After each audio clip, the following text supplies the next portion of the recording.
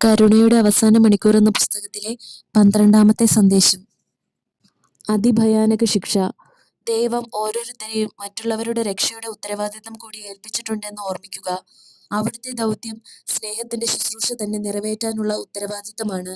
എന്റെ കുഞ്ഞുങ്ങളെ കാണുക, പ്രകൃതി മുഴുവനായും വലിയ സംക്ഷോഭത്തിലേക്ക് പോകുന്ന സമയം വരുന്നു. ലോകത്തിന് അതിന്റെ സ്വാഭാവിക സൗന്ദര്യം നഷ്ടപ്പെടും.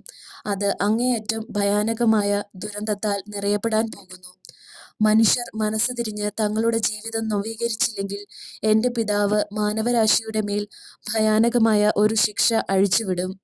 ആ ശിക്ഷയെ അതിജീവിക്കുന്നവരാകട്ടെ മരിച്ചവരെ ഓർത്ത് അസൂയപ്പെടുന്ന തരത്തിൽ അങ്ങേയറ്റം അസന്തുഷ്ടരും നിരാശരും ഒറ്റപ്പെട്ടവരുമായിരിക്കും. നിങ്ങൾക്ക് അവശേഷിക്കുന്ന ആയുധങ്ങൾ ദിവ്യകാരുണ്യവും ജപമാലയും മാത്രമായിരിക്കും. എല്ലാ രാജ്യങ്ങളും യുദ്ധവും കലാപവും കൊണ്ട് വിറകൊള്ളും. സാത്താന് അനുവദിച്ചു കൊടുത്തിട്ടുള്ള 3 ദിവസത്തെ അന്ധകാരത്തിന്റെ കാലയളവിൽ അനേകർ മരണമടയും. മനുഷ്യരാശിയുടെ 1/4 മാത്രം അവശേഷിക്കും.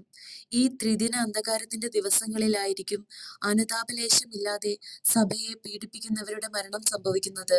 ഈ 3 ദിവസത്തെ ഭയത്തെയും അന്ധകാരത്തെയും അതിജീവിക്കുന്നവർ തങ്ങൾ ലോകത്തിൽ ഒറ്റയ്ക്കാണെന്ന് ചിന്തിച്ചു പോകും. എന്തെന്നാൽ ലോകം മുഴുവൻ മനുഷ്യരുടെയും മൃഗങ്ങളുടെയും ശവശരീരങ്ങൾ കൊണ്ട് മൂടപ്പെട്ടിരിക്കും. ഈ അന്ധകാരത്തിന്റെ 3 നാളുകളിൽ ലോക ജനസംഖ്യയുടെ 3/4 അപ്രത്യക്ഷരാകും. നമ്മുടെ സ്വന്തം കരങ്ങൾ മുഖത്തിനു മുൻപിൽ നമുക്ക് കാണാൻ കഴിയാത്തവണ്ണം അത്രയ്ക്കും കട്ടപിടിച്ച ഇരുട്ടായിരിക്കും ആ ദിവസങ്ങളിൽ സംഭവിക്കുന്നത്.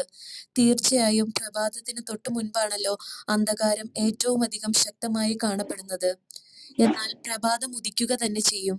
രാഷ്ട്രങ്ങൾ സമാധാനത്തിൽ വസിക്കുന്ന ഒരു പുതിയ പ്രഭാതം. ആരും മറ്റുള്ളവർക്കെതിരെ ആയുധങ്ങൾ ഉയർത്താത്ത ഒരു പുതിയ പ്രഭാതം.